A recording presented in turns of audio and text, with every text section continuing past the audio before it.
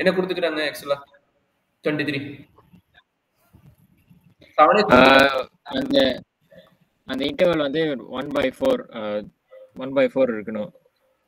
அப்ப என்னது 1 + 1/4 கரெக்டா? இன்க்ரீஸ் பண்ண சொல்றான். லென்த் ஆஃப் இன்டர்வல் வந்து 1/4 இருக்கணும். அப்ப 1.25 வச்சுக்கலாம். அப்ப இந்த இன்டர்வல் என்ன நடக்குது? அப்புறம் அடுத்த இன்டர்வல் இதுக்கு இருக்குது என்ன நடக்குது? அடுத்து இதுக்கு என்ன நடக்குது? அப்படி செக் பண்ண சொல்றோம். இது ரொம்ப ஈஸியான கான்செப்ட். ஏன்னா லென்த் ஆஃப் இன்டர்வல் இது 1/4, லென்த் ஆஃப் இன்டர்வல் இதுக்கு 1/4, லென்த் ஆஃப் இன்டர்வல் இதுக்கு 1/4. இந்த மாதிரி இன்டர்வல் ஃபார்ம் பண்ணிட்டு சொல்யூஷன் வந்து அதாவது ரூட் வந்து எங்க இருக்குதுன்னு சொல்லி கேட்கணும். அதாவது மைனஸ் பிளஸ் மட்டும் வந்தா போதும். நீ எக்ஸாக்டா கண்டுபிடிக்கணும் அவசியம் கிடையாது. சரிங்களா? ஸோ அந்த ஃபர்ஸ்ட் அந்த 1/4ல 1 to 1.25 ஒரு பாசிட்டிவ் ஒரு நெகட்டிவ் வந்தா அது போதும்ல. அதுக்கப்புறம் அதோட ஸ்டாப் பண்ணிக்கலாம். அவ்வளவுதான். அவன் கேட்கறது எவ்வளவுதான். எங்க வந்து உனக்கு சொல்யூஷன் எக்ஸிட் ஆகுது? Contain the roots. அப்ப எந்த இன்டர்வல் உனக்கு எக்ஸிட் ஆகுது? அப்ப பொறுமையா கால்குலேஷன் மட்டும் கொஞ்சம் கேர்ஃபுல்லா போடுங்க. ஏன்னா x⁻7 வருதுல்ல.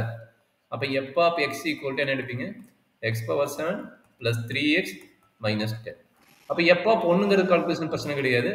1 + 3 - 10 that is equal to negative value. நம்மளுக்கு என்ன வேணும்? f of 1.25 ஓட வேல்யூ வேணும். இதுதான் கொஞ்சம் கேர்ஃபுல்லா போடணும். கால்குலேட்டர் அலோட் இருந்தா பரவாயில்ல. கால்குலேட்டர் அலோட் இல்லைன்னும்போது கொஞ்சம் கேர்ஃபுல்லா போட்டு பாருங்க. 1.25 - 10. அதர்வைஸ் எல்சிஎம் எடுத்து போட முடியல போட்டு பாருங்க. அதாவது 1 + 1/4 can be written as 5/4. 5/4. அதுக்கு டிபிகல்ட் தான். நம்ம பெருசு தான் போகும். கொஞ்சம் கேர்ஃபுல்லா போட முடியுமா பாருங்க. சரி, இந்த மாதிரி தான் போட்டு வந்துடுங்க. இங்கெல்லாம் பார்த்தீங்கன்னா கால்குலேட் கிடையாது, கலோடு. அதனால டக்குன்னு நாங்கள் முடிச்சிடுவோம். பட் உங்களுக்கு இந்த மாதிரி கொஸ்டின்ஸ் இருக்கிறதுனால கொஞ்சம் கேர்ஃபுல்லாக பார்த்து போடுங்க.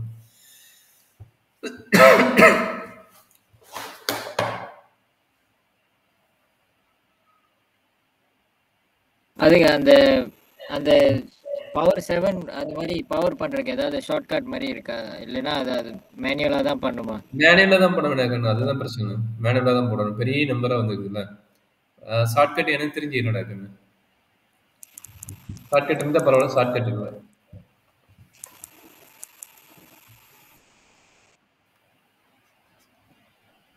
இன்னும் 1.25 வேணா வெளியே எடுத்துட்டா நம்மளுக்கு ஒரே ஒரு மிஸ்டேக்கு குறையும். 1.25 6 + 3 இந்த மாதிரி கால்குலேஷன் வேணா ரெடியூஸ் பண்ண முடியும். பவர் 7க்கு பதிலாக பவர் 6 வச்சுட்டு இது கம்மி பண்ணால் உங்களுக்கு ஒர்க் முடியும்.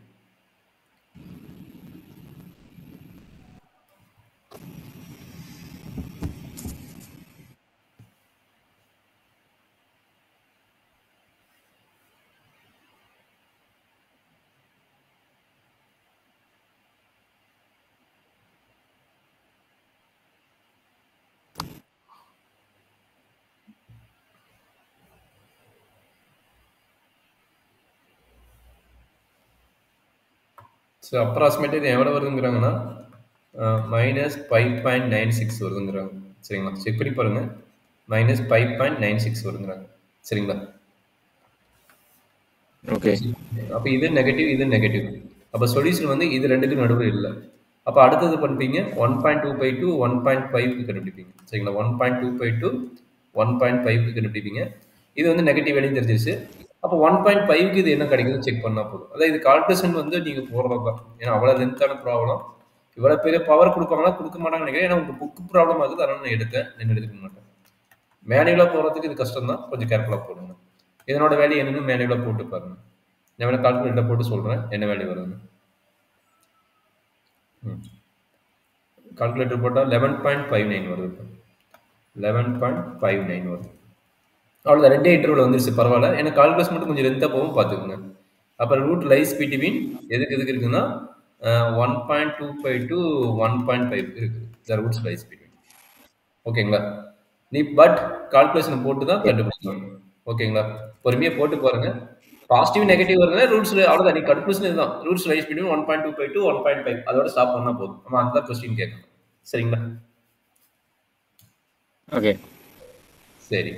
இந்த கொஸ்டின் நம்பர் 17 எப்படி போடுங்க? 6 சொல்யூஷன் இன்டர்வல் கேட்குறாங்கன்னு. 6 solution interval different type of interval கேட்குறான். இந்த 17 கொஸ்டின் எப்படி சால்வ் பண்ணுவீங்க? உங்களோட கொஸ்டின் பேப்பர் உங்களோட இதில் இருக்கிறது தான். இதை எப்படி சால்வ் பண்ணுவீங்க? Any idea? இதே பாசிபிள் 6 இன்டர்வல் நம்ம கண்டுபிடிக்கணும். இதே பாசிபிளுக்கு எத்தனை பண்ணணும்? 6 இன்டர்வல் கண்டுபிடிக்கணும்.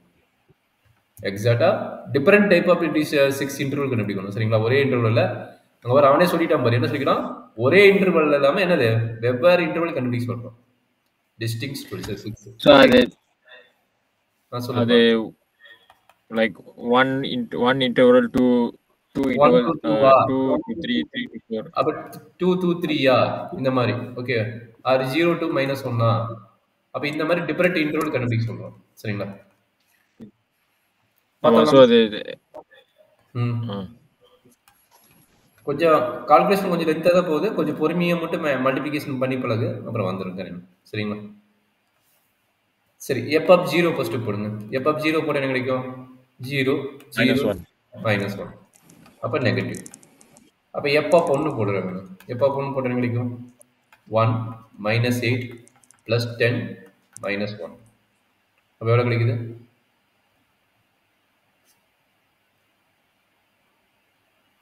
11 + 2 வருது. +2 வருது. +3 வருது. +2 அப்போ நெகட்டிவ் பாசிட்டிவ். அப்போ என்னாச்சு? 0, 1ங்கிறது ஒரு பாசிபிள் கூட்டான சொல்யூஷன். சரிங்களா? இது ஒரு பாசிபிள். அடுத்த இன்டர்வல் நீங்கள் கண்டுபிடிங்க. இப்போ 0 போட்டீங்க, 1 போட்டீங்க. அப்போ x = -1 அப்ளை பண்ணி பாருங்க. -1 அப்ளை பண்ணால் என்ன நடக்குது பாருங்க. அப்போ f of -1 equal to even power. அப்போ 1 -8 + 10 -1. அப்போ எகைன் என்ன கிடைக்குது? பாசிட்டிவ் கிடைக்குது. கரெக்டுங்களா? அப்போ என்னது? F of 0 value negative, F of -1 value positive. அப்போ நம்ம என்ன எடுக்கலாம்? -1, 0 இஸ் ஆல்சோ பாசிபிள். கரெக்டாப்பா? -1, 0 இஸ் ஆல்சோ பாசிபிள். இதே மாதிரி நம்ம கண்டுபிடிச்சு போகிறதாங்கண்ணே. இப்போ 1 எடுத்துட்டீங்க, -1 எடுத்துட்டீங்க. அடுத்து என்ன பண்ணீங்க? எஃப் ஆஃப் 2 எடுங்க. என்ன நடக்குது பாருங்க. 2^6 எவ்வளோ கிடைக்கும்? 4 × 4 × 4 ஸ்கொயர்டு 64 வருது. கரெக்டுங்களா? 64. அடுத்து என்ன கிடைக்கும்? 4 × 4 வந்து 16. 16 × 8 எவ்வளோப்பா? 16 × 8 2² × 2² × 8 1 to 8. 1 to 8ங்களா? -1 to 8 + 10 × 4. 10 × 4 40. 40 -1 சொல்றாங்க. இது எவ்வளோ கிடைக்குன்னு சொல்றாங்க.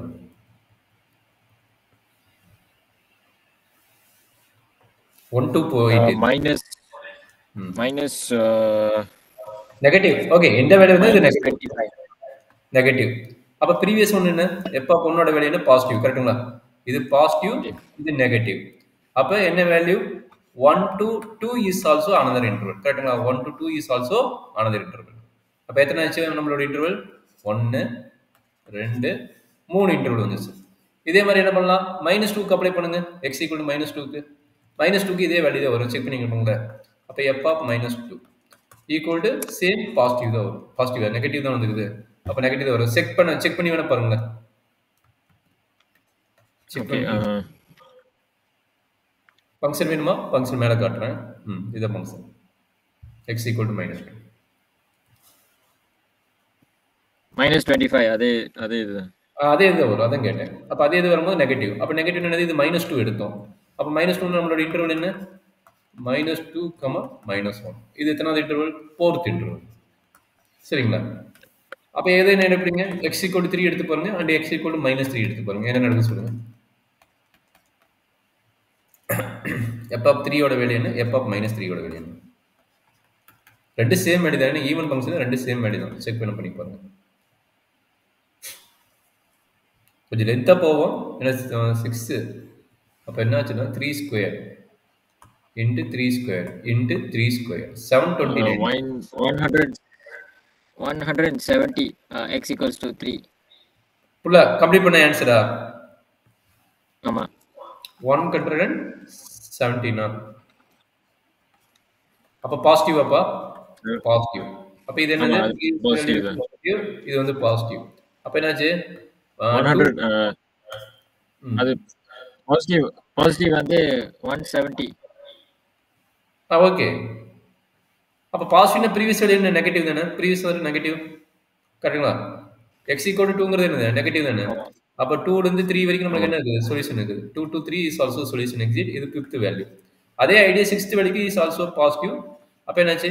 -3, -2 இஸ் பாசிட்டிவ். இது 6th வேல்யூ. அப்போ 6th சொல்யூஷன் கேட்குறாங்க. நம்ம 6 சொல்யூஷன் லைஸ் பிட்வீன் வேல்யூஸ் எழுதிருங்க. அப்போ என்னென்ன வேல்யூ -2, -3 சாரி -3, -2 அடுத்து என்னது -2, -1 -1, 0 0, 1 1, 2 2, 3. This is a 6 solution for the given problem. Maybe இந்த மாதிரி கொஸ்டின் கூட உங்களுக்கு கேட்க சான்ஸ் இருக்கும். கொஞ்சம் கேர்ஃபுல்லாக பார்த்து போட்டுக்கோங்க. சரியாப்பா? ஓகே. சரி இவ்வளோ